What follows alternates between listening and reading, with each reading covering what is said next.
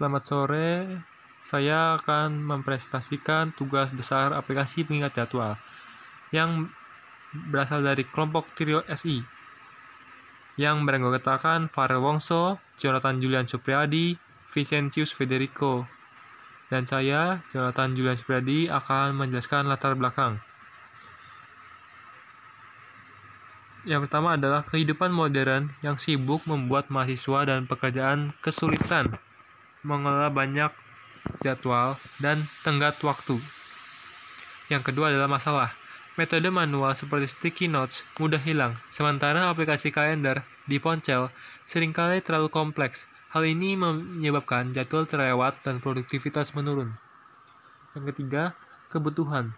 Diperlukan sebuah solusi aplikasi yang sederhana, ringan, dan fokus untuk mengelola jadwal secara efisien bahkan saat offline. Yang selanjutnya adalah tujuan aplikasi. Tujuan aplikasi ini adalah mencatat, menyediakan platform sederhana untuk mencatat semua jadwal dan kegiatan penting.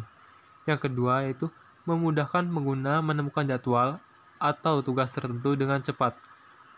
Yang ketiga adalah menyajikan daftar jadwal terurut berdasarkan waktu atau prioritas agar pengguna dapat fokus pada hal yang paling mendesak. Keempat yaitu meningkatkan produktivitas, membantu mengurangi resiko lupa atau melewatkan tenggat waktu penting.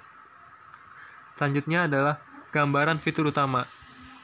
Gambaran fitur utama yang pertama adalah menambahkan jadwal baru, memasukkan detail kegiatan, tanggal, waktu, dan prioritas. Yang kedua yaitu lihat semua jadwal, menampilkan seluruh jadwal yang tersimpan. Ketiga, lihat jadwal terdekat, yaitu mengurutkan waktu, menggunakan algoritma sorting untuk menampilkan jadwal secara kronologis. Keempat, melihat jadwal berdasar prioritas, menggunakan algoritma sorting untuk menampilkan tugas paling prioritas. Kelima, cari jadwal, menggunakan algoritma searching untuk menemukan jadwal berdasarkan nama.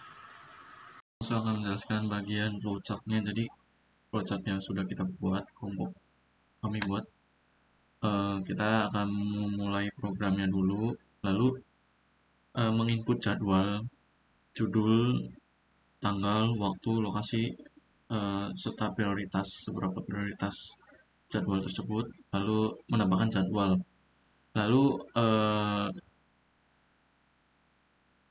memvalidasi apakah data yang diinput sudah lengkap. Jika tidak, maka munculkan peringatan. Jika ya, maka masuk lagi ke apakah prioritas yang sudah kita input merupakan angka yang valid. Jika angka yang valid, maka kita masuk ke proses. Jika tidak, kita maka akan muncul hasil outputnya itu peringatan.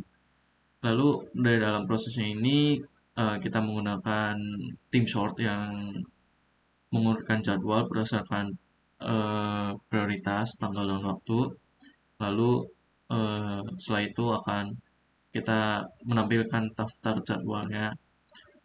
Nah, setelah itu kita akan masuk ke proses binary search, yaitu algoritma searchingnya berdasarkan judul. Nah, prosesnya itu apakah judul yang sudah diinput tidak kosong. Jika iya, maka akan ditemukan yang menampilkan info jadwalnya. Jika tidak, maka akan menampilkan jadwal tidak ditemukan. Ya, di sini saya akan menjelaskan implementasi dari tim sort, di mana ada judul kegiatan, tanggal, waktu, lokasi, dan prioritas. Yang di mana prioritas itu angka yang lebih kecil lebih tinggi. Yang pertama adalah bermain bersama teman. Yang prioritasnya adalah pertama, walaupun yang nomor 2 itu tanggalnya sama, namun yang diprioritaskan adalah waktu yang lebih terdekat. Walaupun juga prioritasnya adalah satu, prioritas pertama, namun yang didahulukan adalah yang jamnya lebih dahulu. Lalu yang ketiga adalah makan malam, yang prioritasnya kedua. Yang keempat ada pesta ulang tahun, prioritas ketiga. Yang kelima ada ke Curug, sama-sama prioritas namun lebih dahulu pesta ulang tahun. Tanggal dan bulannya lebih dahulu ke pesta ulang tahun. Begitu, sekian dari saya. Selanjutnya akan dijelaskan oleh Farel. Baik, saya Farel Musa akan menjelaskan implementasi binary search-nya. Kita langsung aja ke implementasi dari hasil output-nya. Jadi yang dimaksudkan dengan def cari judul target sama dengan entry itu underscore cari get ini kita mencari judul, tapi maksud dari entry.cari ini merupakan suatu variabel buat usernya.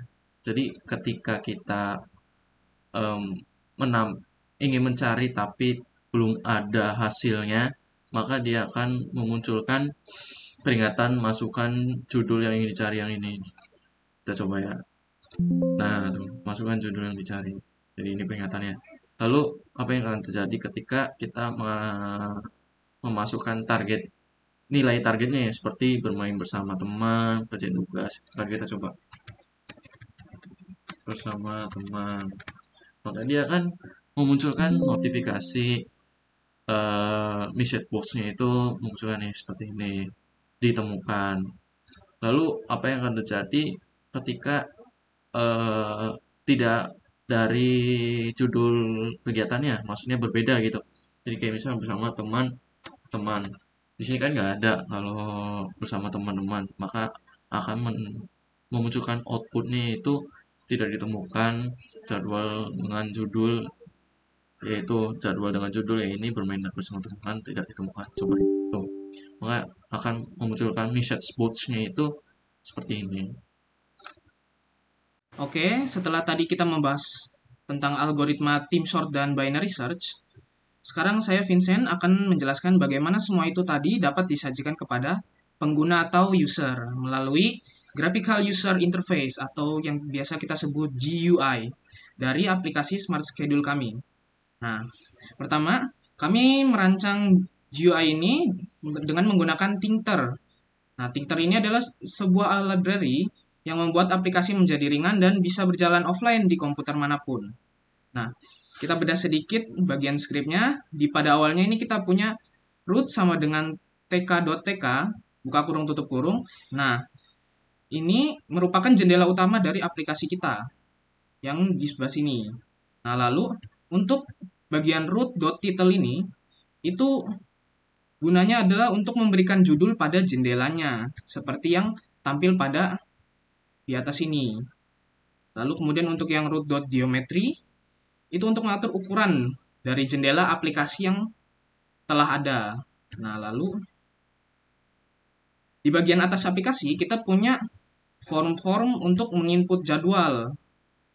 Ini adalah tempat pengguna memasukkan detail kegiatan mereka. Nah, pada script kita bisa lihat deretan ada tk.label ini. Itu tuh gunanya untuk untuk menulis teks keterangan seperti judul kegiatan, tanggal, waktu, lokasi, dan juga prioritasnya. Nah, di bawah setiap label itu ada tk.entry. Nah, ini tk.entry ya. Nah, tk.entry ini fungsinya adalah sebagai kolom input teks tempat user untuk mengetikkan datanya. Seperti di sini untuk menulis judul kegiatan, mengisi tanggalnya, waktu, lokasi, dan juga prioritasnya. Nah, lalu untuk prioritasnya kami minta dalam bentuk angka, di mana angka yang lebih kecil itu berarti prioritasnya lebih tinggi dibanding angka yang lebih besar. Nah, dan ini juga berguna untuk memudahkan proses pengurutan data nantinya. Lalu setelah semua informasi terisi, ada tombol tk.button. Nah, sebelah sini ada tk.button. Nah, tk.button ini berguna untuk menuliskan tambah jadwal. Nah, yang berwarna hijau ini di bagian GUI-nya ada tambah jadwal. Nah, itu menggunakan tk.button yang apabila ditekan atau diklik, ia akan memanggil fungsi dari tambah jadwal yang tadi.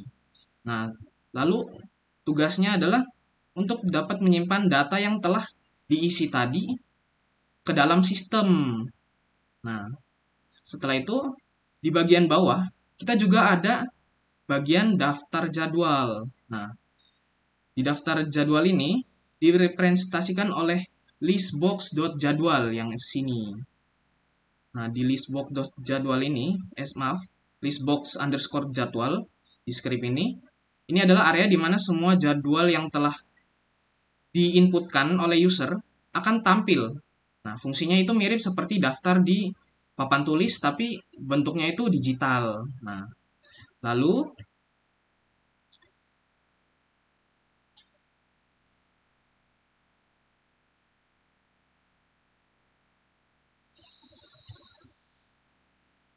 kemudian di bawah dari daftar jadwal ini ada juga fitur pencarian untuk judul kegiatan. Nah, ada tk.label untuk cari judul kegiatan sebagai petunjuknya. Kemudian ada entry cari, yaitu kolom input. Nah, di sebelah sini, kolom input untuk user mengetikkan nama kegiatan yang ingin dicarinya. Nah, kemudian terakhir ada tombol cari yang berwarna biru ini. Ini jika ditekan akan memanggil fungsi dari cari judul. Nah, akan memanggil fungsi dari cari judul ini. Nah, fungsi ini yang kemudian memanfaatkan algoritma binary search tadi untuk menemukan jadwal yang persis sesuai dengan yang dicari dan menampilkannya kepada pengguna. Nah, desain GUI ini dibuat agar pengalaman pengguna tetap sederhana dan efisien dengan fokus pada fungsi inti untuk menambahkan, melihat, dan mencari jadwal. Nah, itu tadi penjelasan mengenai GUI dari aplikasi Smart Schedule kami.